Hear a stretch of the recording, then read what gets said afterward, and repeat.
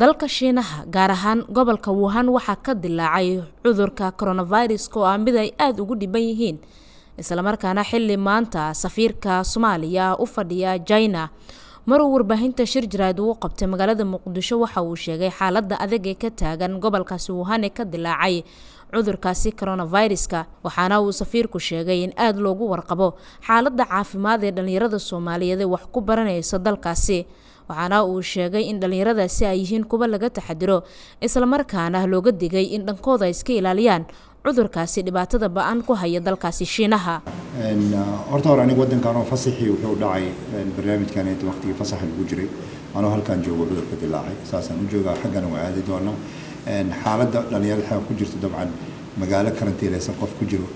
xaalad ku jiro oo tii ugu fiicneed ah laakiin way caafimaad qabaan wadamada dadka soo daabuleeyay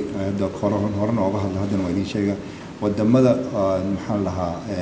Soomaaliya oo kale la midka ah in dadka loo soo qaado ma ayaga ma soo qaadin waxaan rabnaa inaan fahanno caqabada ugu weyn oo jirto dadka inay ogaadaan caqabada waxa waaye meesha cudurka ka dilaacay epicenterka Wuhan oo kale haddii dad laga soo daabuleynayo wadamadii xataa qaaday dadka ama Mareykan ahaadaan kulligood dadkii maanta waxay ku jiraan xerooyin waxay ku jiraan camps waxay ku jiraan jasiirado Australia wadan weyn ah jasiirada ku jiraan dadkii qaadeen 600 qof ay qaadeen Mareykanka Ingiriiska dadkii qaadeen xerooyin ciidan ay ku jiraan Faransiiska marka waxa loo baahan yahay dadka laga soo wada meesha cudurku ka dilaacay in ugu yaraan 20 maalmood lagu karantiili karo la heli karo goob lagu karantiilo oo ay lagu daryeeli karo lagu ogaan karo xataa ayagana caafimaadkooda inuu fiican yahay marka annaga xaqiiqada taal waxa way ma hayno space kaaseed ma hayno fursadii caafimaadka taas aan ku qaban lahayn marka marna ma hayn dhalinyarada la daryeeli way laakiin tanna macnaheed ma inaan ka gaabino oo aan dhahnay ma la soo wadaa marka hadaan heli karno sida wadamada aad tilmaanto kale oo helay dalal kale ka caawiyo waqtigaas karantiilka in loo qaado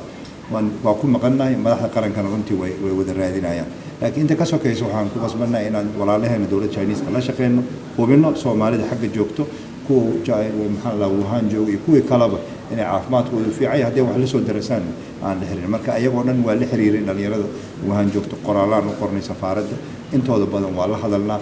culeysada ay sheeganayaan runtii waa garan kartaan qof la dhaay qolkaada kama bixi kartid ama magaalada marka ay safka ku xirnaado gacmahaadi wajiga kala ilaali qof ku jira ma xaaladii ugu maxaa lahaa geed ugu fiicneed marka aan u duceynaa ayaga laftirkooda in Ilaahay waqtigan ay adag u ka saaro isagoo sii hadlaya safiirka Soomaaliya u fadhiya dalka China waxa uu sheegay in cudurkan uu yahay mid u baahan in si qoto dheer loo baaro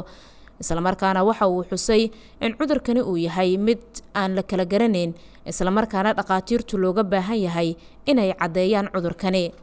midaan jeclaanahay media xaqiisa inaad ku xoojisaan waxa waaye inaan caqabadahan haysta laftirkooda aad nala fahantaan aysan ahayn mid ama siyaasada ama ayaga wax loo qaban waayo laakiin caqabada jira ay yihiin idaacadahan waa baari kartaan dawladaha Afrikana la midka oo dhan way haystaa taas oo kulligooda ma aha isbitaalka inay haystaan laakiin aad cudurkan aad baaraysan inaad taqaanid way coronavirus iyo hargabka caadiga maxaa kala saari karnaa ani takhtar mihi laakiin dhaqaatiirta runtii macnayn karto ma sahlan si loo kala saar lahaa marka waa in kaaliyaasha dhaqaatiirta loo tababaraa waa in isbitaalaadka loo tababaraa waa in qalabkii loo haystaa marka runtii culayska naga haysto in Wuhan inta dad laga soo wada hal mar magaalada la keeno waa taas la socod marka halkaas waan ku maqannaa laakiin intii taas laga helayna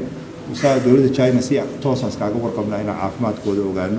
meelaha kale la karantiil qaarkood dadku waa ka soo tagi karaan oo sidii meesha cudurka ka bilaabna ma ahan oo Soomaali ka soo dhaafto waa jiraan iyo kuwa aan ka soo dhoofin laakiin meesha karantiilka ka jiro walwal ka jiro oo meeshaas ay tahay oo Wuhan